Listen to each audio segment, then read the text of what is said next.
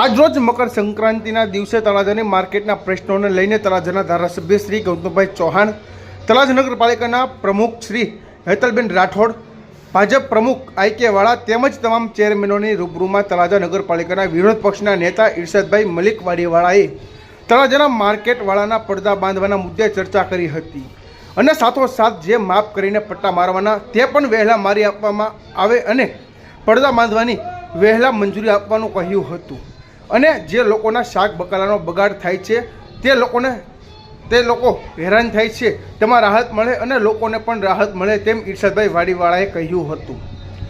અને વધુમાં તેમ પણ જણાવ્યું હતું કે નિયમ વિરુદ્ધ લોકો માલ રાખશે તેને દંડ આપશો તો પણ અમે વિરોધ કરશું નહીં અને છતાં જ્યાં જરૂર પડે ત્યાં ઊભા રહીશું।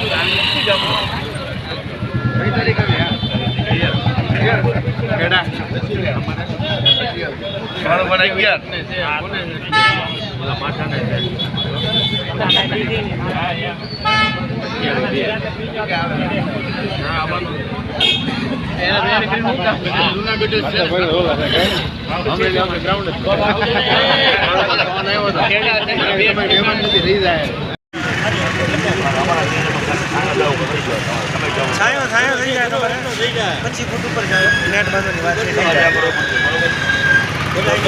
બધાને કહી દેજો કે ભાઈ આમાં રહેવું પછી તમે કાલ સવારે એમ કહો કે અમે ઇજ્જતબેન મોટો બનાવ્યો ઇજ્જતબેન માથે રહીને અપાવે છે તો વસ્તુ વ્યાજબી નથી। બરોબર બરોબર છે ભાઈ તમારા